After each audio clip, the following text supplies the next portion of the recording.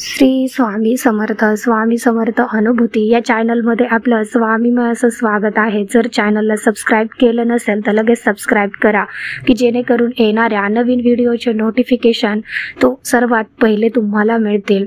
आणि जर bell icon press केलेलं नसेल तर बेल आयकॉन प्रेस करायलाही विसरू नका, की जेणेकरून तुम्हाला जर एखादा व्हिडिओ आपल्या चॅनलचा सापडत नसेल आणि तुम्हाला तो पाहायचा आहे, सर्च करूनही तुम्हाला जर शोधला सापडला नाही, तर त्याच्यासाठी तुम्ही जर बेल आयकॉन प्रेस केलेलं असेल तर तुम्हाला आपल्या चॅनलचा जर एखादा व्हिडिओ शोधायचा असेल तर तो शोधण्याची गरज पडणार नाही. त्याचं नोटिफिकेशन तुम्हाला लगेच मिळतं. आणि जर तुमचेही असेच काही स्वामी अनुभव असतील तर मी तुम्हाला दिलेला नंबर आहे त्याच्यावर तुम्ही मला व्हॉट्सअप करा किंवा कॉलही करू शकता. तर आजचा व्हिडिओ हा खूप महत्त्वपूर्ण आहे. अनुभवही तसाच आहे. तुम्हाला माहिती आहे करणी बाधा काय असते, वाईट नजर काय असते, नजर दोष काय असतो, किंवा तांत्रिक मांत्रिक या गोष्टी काय असतात. आपल्या चालू जीवनामध्ये आपल्याला कोणी करणी केलेली आहे ती कशी ओळखायची, किंवा कोणाची वाईट नजर लागलेली आहे ती कशी ओळखायची, या सर्व गोष्टी आणि आलेला ताईंचा अनुभव या व्हिडिओमध्ये आहे. त्यामुळे हा व्हिडिओ तुम्ही शेवटपर्यंत बघा. तर बघा, आजचा अनुभव हा माझ्या नातेवाईकांचा आहे, त्याच्यामुळे त्या ताईंचं नाव मी तुम्हाला सांगणार नाही, कारण अनुभव पण तसाच आहे त्या ताईंचा. कारण कसं असतं, आपण एखाद्याचं नाव सांगतो, ते जर त्यांना पब्लिक केलेलं किंवा असं व्हायरल झालेलं आवडत नाही, त्याच्यामुळे काही नावं मी तुम्हाला सांगू शकत नाही. त्याच्यामुळे ह्या ताईंचंही मी तुम्हाला नाव सांगणार नाही. तर त्या ताई सांगतात की त्या ताईंनी सांगितलेलं माझा अनुभव तुम्ही शेअर करा पण नाव सांगू नका, कारण अनुभव पण तसाच आहे. त्या ताई सांगतात, मी प्रॉपर पुण्यातूनच मी तुम्हाला बोलते, एवढं सांगू शकते. पण माझा अनुभव इतका भयानक आहे. मी जेव्हा मला स्वामी सेवा काय आहे हे काहीच माहिती नव्हतं. पण मी स्वामी सेवेत कशी आले ते बघा.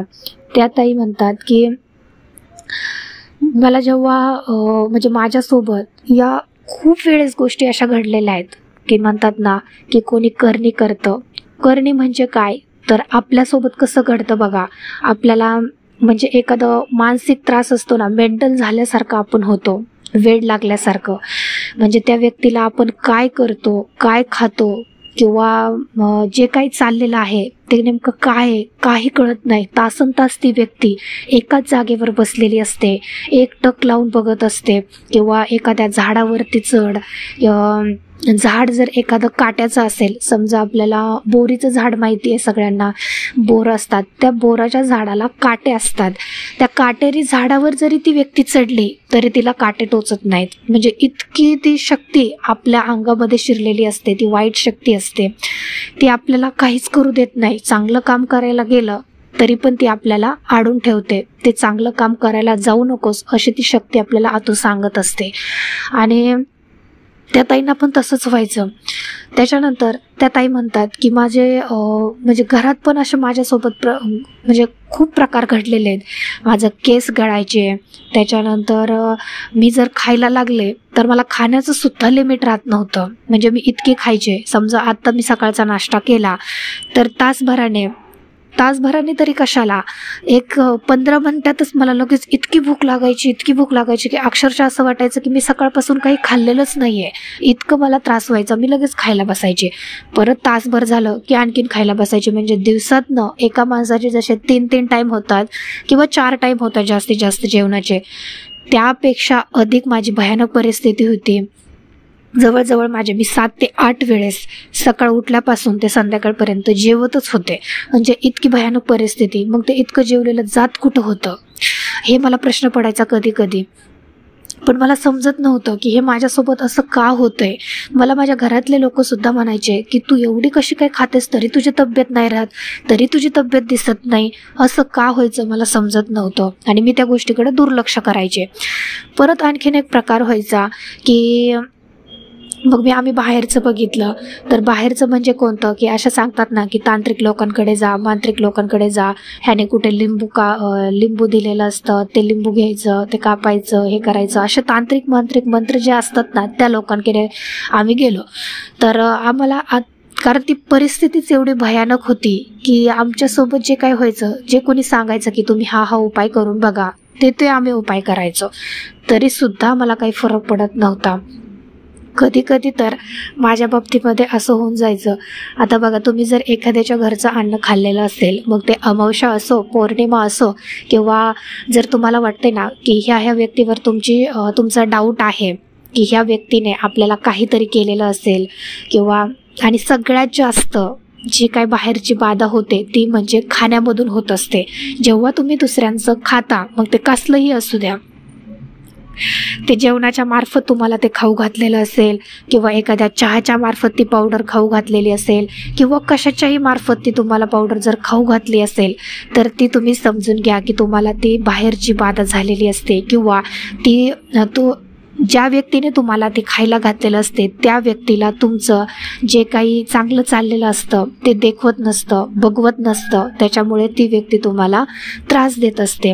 मग ते आता समजा जर तुमचे एखादी वस्तू, समजा तुमचा रुमाल असेल, तुम्ही जी वापरलेली वस्तू असेल, मग ती कुठलीही असू द्या, छोटी असू द्या, मोठी असू द्या, ती वापरलेली असेल आणि ती वस्तू जर त्या बाहेरची बाधा करणाऱ्या व्यक्तीकडे गेली, तर त्या वस्तूवरून सुद्धा तुम्हाला ती तांत्रिक मांत्रिक काहीतरी मंत्र वगैरे बोलून ती बाहेरची बाधा तुम्हाला जडत असते, होत असते, ते एखाद्या वस्तूवरून सुद्धा. तर ती कशी ओळखायची ते तुम्हाला सांगते की बघा, तुमची जर तुम्हाला डाऊट येतोय की ह्या व्यक्तीने आमच्या घराला म्हणा किंवा घरातल्या व्यक्तीला म्हणा अशी बाहेरची बाधा केलेली आहे, तर त्या व्यक्तीकडे तुमची काही वस्तू आहे का, किंवा त्या व्यक्तीने तुम्हाला काही खाण्यात दिलेलं आहे का, किंवा कधी काही असं खाऊ घातलेलं आहे का की जेणेकरून तुम्हाला असं बाहेरची करणी बाधा झालेली आहे, काळी जादू झालेली आहे, असं तुम्हाला कधी जाणवलं आहे का. तर जर तुम्हाला तशा व्यक्तींवर डाऊट असेल तर त्या व्यक्तीपासून तुम्ही सावध राहा, कारण ती व्यक्ती जे काही तुमचं आयुष्य चांगलं चाललेलं आहे, किंवा जे काही तुम्ही सुखात आहात ते तुमचं सुख त्या व्यक्तीला बघवत नसतं, त्याच्यामुळे ती व्यक्ती तुम्हाला अशा करणी बाधा म्हणा किंवा नजरदोष करत असते. तर आता जे काही तांत्रिक लोक असतात तर ते काय करतात, ते कसे ओळखायचे बघा. आपण तांत्रिक लोकांकडे गेलो किंवा हे खोटं आहे हे कसं ओळखायचं, त्या ताई सांगतात की मला तर अक्षरशः त्या जे काही बाबा बुवा म्हणतात त्यांच्याकडे गेले होते, तर त्यांनी मला खर्च तर इतका भरमसाठ सांगितला होता की मी विचार पण करू शकत नाही, आणि त्यातून पण माझं काम नीट होईल की नाही मला माहिती नव्हतं. त्यांनी सांगितलं होतं की तुम्हाला जर बरं व्हायचंय तर तुम्ही मला कमीत कमी 50,000 रुपये द्या. असं 50,000 रुपये दिले तरी पण त्यांचं काम होईल की नाही त्या ताईंना माहिती नव्हतं. काम म्हणजे काय, तर त्या वाईट परिस्थितीतून त्या बाहेर येतील की नाही किंवा पूर्ण बऱ्या होतील की नाही हेही त्या ताईंना माहिती नव्हतं. मग त्या ताईंनी विचारलं की माझं काम कधीपर्यंत होईल, तर त्या बाबांनी सांगितलं तुम्ही मला अगोदर पैसे द्या. तुम्ही असं ते पैसे कशासाठी, तर मला पहिले तुमची जी काही पूजा मांडणी असते किंवा काय तुम्हाला जे काही मंत्रतंत्र बोलायचे असतात त्याच्यासाठी, त्या सामानासाठी पैसे लागतात, आणि तेवढे ते तुम्हाला द्यावेच लागतात, आणि त्याच्यानंतर तुमचं काम 100% होतं म्हणजे होतंच असं. तर त्या ताई म्हणल्या की मी विचार करून सांगते तुम्हाला. तर त्या बाबांनी सांगितलं तुम्हाला जर सुरुवातीला द्यायचे तर तुम्ही कमीत कमी मला आता 20,000 रुपये तरी द्या. मग त्याच्यासाठी जे काही ते बाबा जे छोटे छोटे दगड असतात, गोल गोल गोटे असतात, ते गोल गोल गोटे त्यांच्याकडे होते. मी जेव्हा त्यांच्याकडे गेले होते तेव्हा मला ते सगळं सामान दिसत होतं, त्यांचं ते मंदिर दिसत होतं. तर तिथे छोटे छोटे दगड होते. एक म्हणतात ना ते होम प्रकार काढलेला होता होमाचा, त्याच्यानंतर लिंबू होते, त्याच्यानंतर सुरी म्हणतात ना आपण, चाकू असतो, जो चाकू होता. तर त्याचं मी विचारलं त्या बाबांना की हे कशासाठी लागतं किंवा काय होतं ह्याने. तर त्यांनी सांगितलं तुम्हाला ज्या व्यक्तीने किंवा ज्या व्यक्ती तुम्हाला त्रास देत आहेत त्या व्यक्तीसाठी तुम्हाला जर हे असं हा प्रकार करायचा आहे तर त्याच्यासाठी काय करावं लागेल, तर जे काही ते दगड आहेत ते दगड आम्ही मंत्र बोलून जवळजवळ 20 ते 300 मीटर, 200 ते 300 मीटर ते लांब जातात. म्हणजे ते त्यांच्या ह्याच्यातून कसे जातात, काय होतात ते त्यांनाच माहिती आहे, असं त्या ताई सांगत होत्या. आणि जे काही ते लिंबू आहे, ते लिंबू कापलं तर त्याच्यात अक्षरशः असं वाटतं, असं दिसतं की जे ती व्यक्ती तुम्हाला त्रास देते किंवा काय ज्या व्यक्तीने तुम्हाला ते केलेलं आहे, तर त्या व्यक्तीचं असं म्हणजे काळी चिरल्यासारखं होतं. अगदी याच्याप्रमाणे म्हणजे अगदी तसं दिसतं, समोर दिसतं तिथं. ते जेव्हा कापतात तेव्हा अगदी समोर तसं दिसतं. असं त्या बाबांनी त्या ताईंना सांगितलं. त्या ताई इतक्या घाबरल्या. त्या ताई म्हटल्या की मी तुम्हाला विचार करून सांगते की मला हे करायचं आहे की नाही. त्या फक्त एकदा दर्शनाला गेल्या होत्या. त्यांना पण त्या एका ठिकाणाहून लावलेलं होतं तिथं की तुम्ही त्यांच्याकडे जा, तुमचं काम होईल म्हणून. मग त्या ताईंना असं वाटलं मला इतका त्रास होतोय आणि ह्यांच्याकडे 100% गॅरंटी आहे की तुमचं होईलच काम म्हणून. तर मग मी गेले तिथे, पण मला वेगळाच प्रकार म्हणजे तिथं बघायला भेटला. समोर पाहिलं तर स्वामी समर्थांचाही फोटो होता आणि शंकर महाराजांचाही महादेवाचाही फोटो होता. मग मला वाटलं की हे काही फेक नसेल किंवा असं खोटं नसेल, जे काय असेल ते खरंच आहे. पण जेव्हा त्यांनी पैसे मागितले तेव्हा वाटलं, कुठेतरी मनात आलं की नाही, हे सगळं खोटं आहे. जर तुम्ही स्वामींचा फोटो लावताय, जर तुम्ही महादेवाचा फोटो लावताय आणि तुम्ही जर समोरच्याकडून पैसे घेताय, तर ही कसली तुमची सेवा आलेली आहे आणि कसले तुम्ही तांत्रिक मंत्र बोलून तुम्ही बरे करणार आहात, असं मला कुठेतरी एका बाजूने वाटायचं. आपण म्हणतो ना, आपण 2 प्रकारे विचार करतो. एक मन सांगत असतं की नाही हे खरं आहे आणि एक मन सांगत असतं की नाही हे खोटं आहे असं. तर माझी बी अशी द्विधा मनस्थिती झालेली होती की आता ह्यांनी तर स्वामींचा फोटो लावलेला आहे, महादेवाचा फोटो लावलाय, तर मग हे कशाला आपल्याला फसवतील असं मला वाटायचं. मग मी घरी जाऊन विचार केला, जर हे फसवत नाहीये तर मग 50-50 हजार, लाख रुपये कशाला घेतात फक्त माझ्या एका प्रश्नासाठी की मला कोणाची बाधा झालेली आहे ते काढून टाकण्यासाठी. तर नाही, मग मी तिथून पुढे ठरवलं की नाही, काहीही झालं तरी माझ्याकडे तर एवढे पैसे नाही आहेत मला देण्यासाठी, आणि जर दिले तर ती माझी जी काही बाधा आहे, जो काही मला त्रास होत आहे, तो पूर्णपणे बरा होईल असंही काही नाही. म्हणजे याच्यावर पण मी पूर्ण विश्वास ठेवू शकत नाही. मला या फंद्यात पडायचंच नाही आहे. मला नकोच आहे तांत्रिक मांत्रिक कोणी, किंवा मला आता कुठे बघायलाही जायचं नाही आणि काहीच नाही. जो काही त्रास होतोय मी असंच सहन करते. परत त्यांच्यासोबत एक दिवस असं घडलं की त्यांना काही खाल्लं की उलटी व्हायची. म्हणजे काय झालं होतं काहीच कळत नव्हतं. म्हणजे काय त्यांना बहिर्व असं म्हणतो, जी बाहेरची बाधा झालेली होती.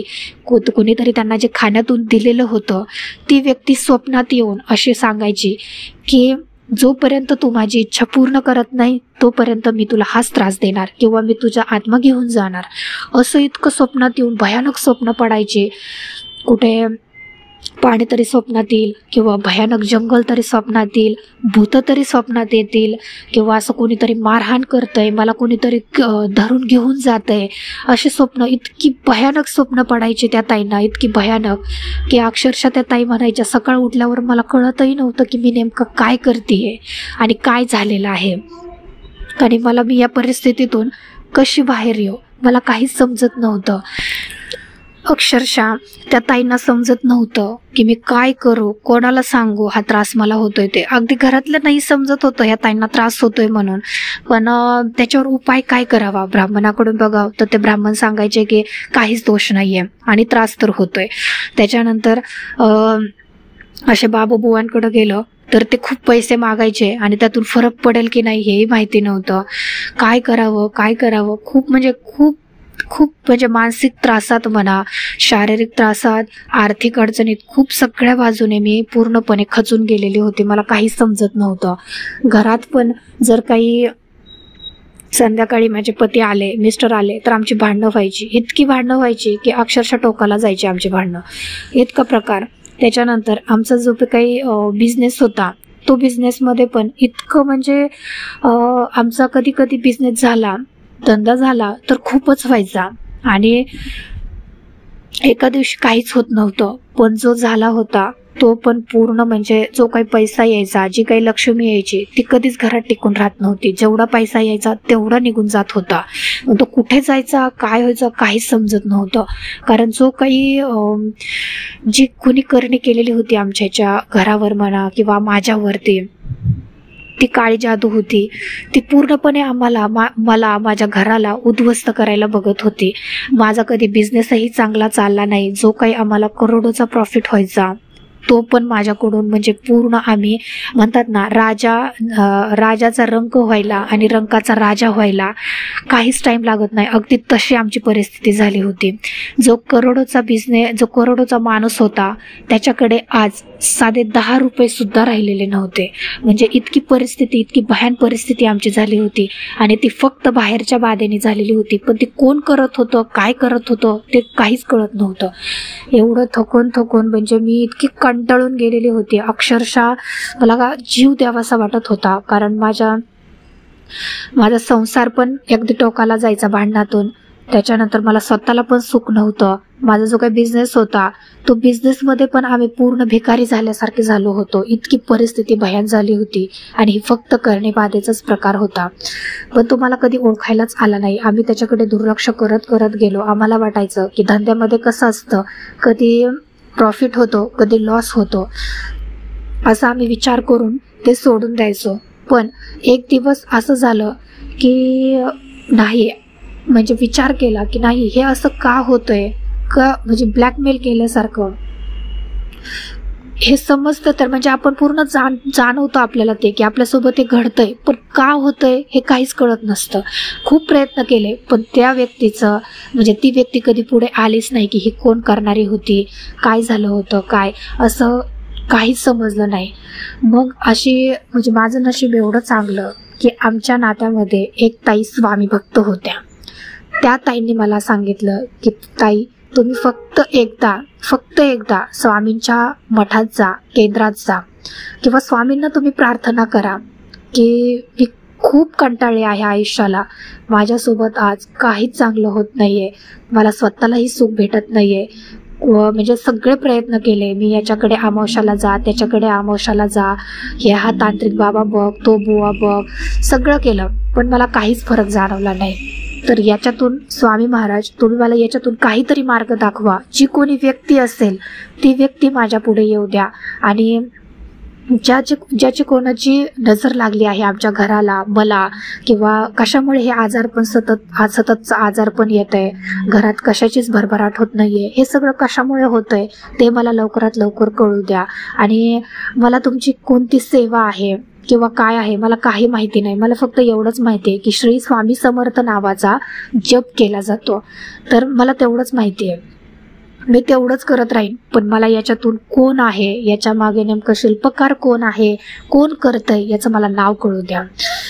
तर त्या ताईंनी अशी प्रार्थना केल्याच्या नंतर ताई आल्या आणि त्यांना 2-3 दिवसामध्ये स्वामी महाराजांनी असं दाखवून दिलं, म्हणजे स्वप्नात येऊन त्या स्वामी महाराजांनी असं दाखवून दिलं की स्वामी महाराज स्वप्नात आल्यावर बोलले की बाळा तुझ्या त्रासातून जात आहे, तुझी काही धडपड करत आहेस ते तुझ्या तांत्रिक मांत्रिक लोकांकडे जातीये, ते सगळं खोटं आहे आणि तू हे प्रयत्न सोडून दे. तू आता आपल्या सेवेत आली आहेत ना, तू मला नतमस्तक झालेली आहेस, तू मला शरण आलेली आहेस ना, तर आता तुझा उद्धार निश्चित आहे.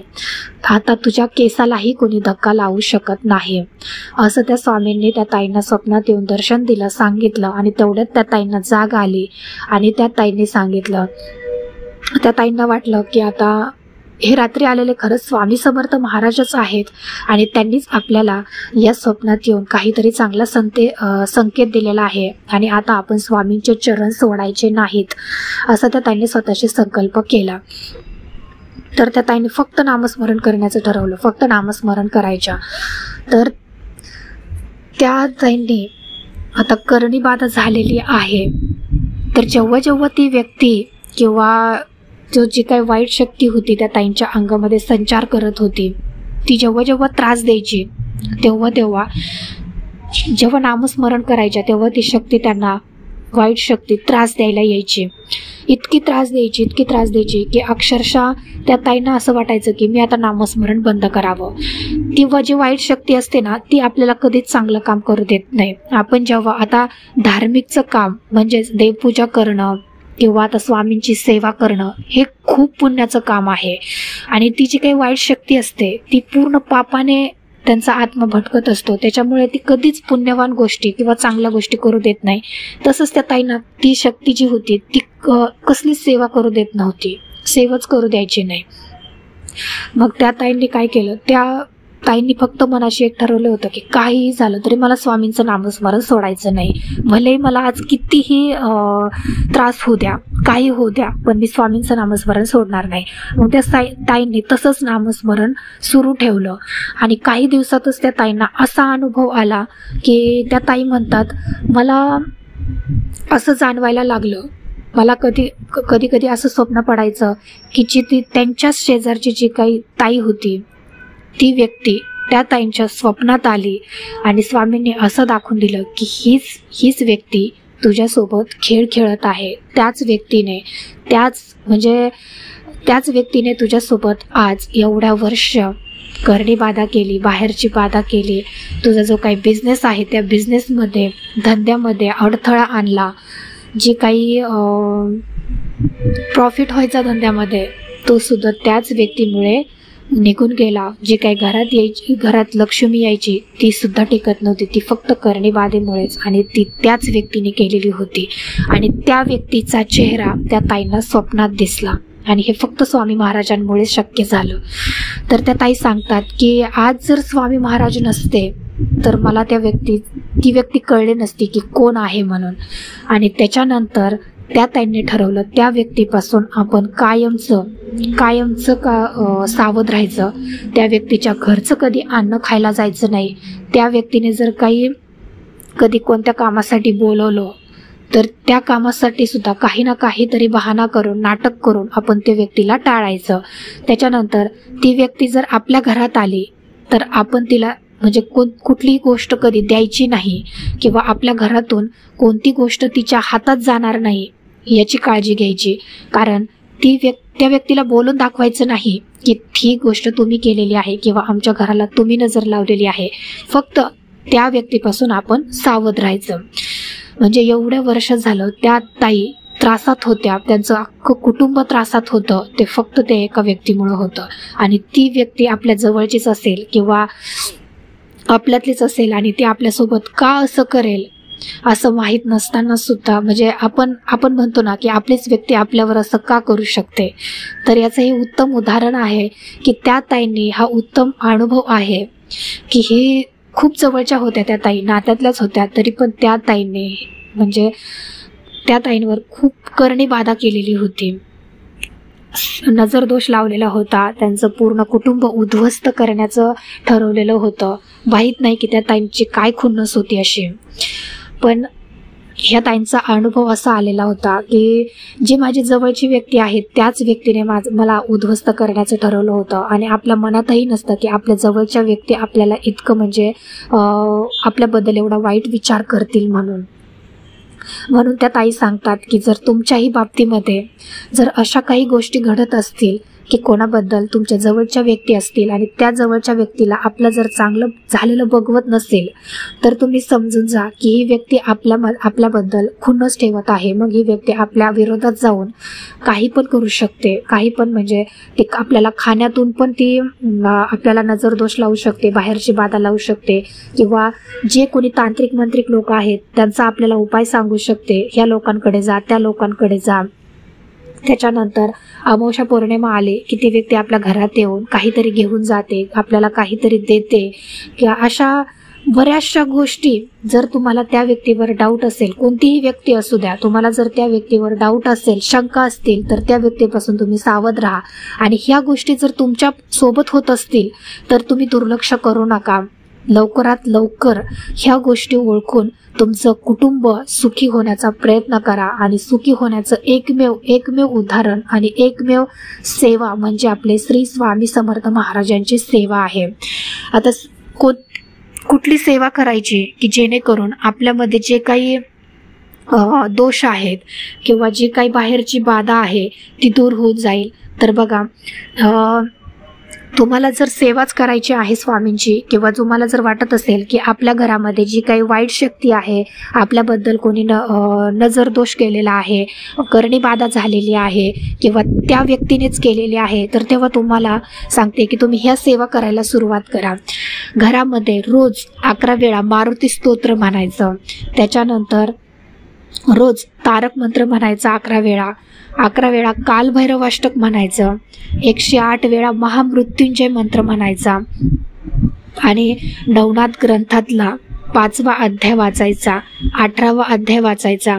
असे तुम्ही जवळजवळ 51 दिवस जर सेवा केली, 51 दिवस, तर तुम्हाला सांगते तुमच्या आयुष्यामध्ये ज्या काही ह्या कोणी करणी बाधा केलेल्या असतील, नजरदोष लावलेला असेल किंवा आणखीन काही जर वाईट साईट घडत असतील, तर ते सगळं सुरळीत चालतं. घरात सुख, शांती, समाधान नांदतं आणि जो कोणता आत्मा तुम्हाला त्रास देतोय, जी कोणती व्यक्ती तुम्हाला त्रास देतीये, त्याचं बरोबर आपले स्वामी महाराज त्यांना जागेवर आणतात, म्हणजे आणतात आणि आपल्यातला जो काही त्रास आहे तो दूर करतात. ह्या सेवा ज्या काय आहेत त्या रोज तुमच्या घरामध्ये झाल्याच पाहिजेत. नवनाथ ग्रंथातला 5वा आणि 18वा अध्याय का वाचायचा, तर 5वा अध्यायाचं महत्त्व याचा व्हिडिओ मी आपल्या चॅनलवरती केलेला आहे, तो तुम्ही जाऊन बघा. 18व्या अध्यायाचाही मी तुम्हाला व्हिडिओ केलेला आहे, तो आपल्या चॅनलवरती जाऊन बघा. कारण या अध्यायाचं महत्त्व एवढं आहे ना की तुम्ही जर हा अध्याय वाचला, रोज तुमच्या घरात जर वाचला गेला, तर तुम्ही स्वतः अनुभव घ्या की तुमच्या घरामध्ये किती पॉझिटिव्हिटी असते, किती पॉझिटिव्हिटी निर्माण होईल आणि तुमच्या घरात जी काही वाईट शक्ती संचार करत आहे ती सुद्धा तुम्हाला निघून गेलेली दिसेल. ह्या सेवा तुम्ही फक्त 1 महिनाभर 51 दिवस करून बघा, म्हणजे जवळजवळ 1.5 महिना 51 दिवस करून बघा. नाही तुमच्या आयुष्यामध्ये बदल झाला तर तिथून पुढे सांगा. कारण ह्या सेवा ह्या ताईंना केंजळे दादांनी सांगितलेल्या आहेत. कारण केंजळे दादांना त्यांनी खूप विनंती केली की दादा मी या त्रासात खूप अडकलेली आहे, काही करा पण मला या सेवा, या अशा त्रासासाठी अशी कोणती सेवा करू की जेणेकरून माझ्या आयुष्यात किंवा माझ्या जीवनात, माझ्या घरात शांतता नांदेल, भरभराट होईल आणि हे जे काही आतापर्यंत उद्ध्वस्त झालेलं आहे ते मला परत मिळेल. तर दादांनी त्या ताईंना ही 51 दिवसाची सेवा सांगितलेली आहे. ती 51 दिवसाची सेवा तुम्ही मनापासून करा, तुम्हाला नक्कीच याचा अनुभव आल्याशिवाय राहणार नाही. आणि त्याही ताईंच्या आयुष्यामध्ये 51 दिवसाची सेवा केल्याच्या नंतर ती व्यक्ती कोण आहे, काय आहे, स्वामी सेवेत आल्याच्या नंतरच त्या ताईंना समजलेलं आहे.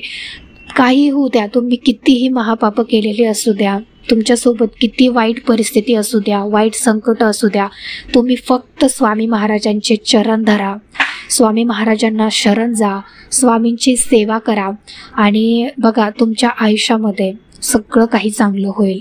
जसं या ताईंचा अनुभव खूप भयानक होता. ह्या ताईंना समजतही नव्हतं की मी काय आहेच, म्हणजे त्या अक्षरशः जीव द्यायच्या स्टेजला गेलेल्या होत्या, आयुष्य संपून टाकू अशा स्टेजला गेलेल्या होत्या. तेव्हा त्यांच्या आयुष्यामध्ये फक्त आणि फक्त स्वामींनी आशेचा किरण आणला आणि आज त्या खूप सुखात आहेत, समाधानी आहेत, ते फक्त स्वामींच्या सेवेने. आणि त्यांनी मनाशी ठरवलेलं आहे की जोपर्यंत माझा श्वास आहे तोपर्यंत मी स्वामींचे चरण सोडणार नाही आणि स्वामींची सेवाही सोडणार नाही. जसं जमेल तसं मी स्वामींची सेवा करत राहील. बघा कोणतीही व्यक्ती असू द्या, स्वामी सेवेत यायच्या अगोदर म्हणते की आपल्याला अनुभव आला नाही मग आपण का स्वामींची सेवा करायची. पण जेव्हा स्वामी महाराज आपल्याला संकटात असतो ना आपण, तेव्हा आपल्याला जेव्हा मोठ्या संकटातून सोडवतात तेव्हाच आपला स्वामींवरती विश्वास बसतो. पण स्वामींनी तुम्हाला संकटातून सोडावं म्हणून सेवा करू नका, तुम्ही सोडवा.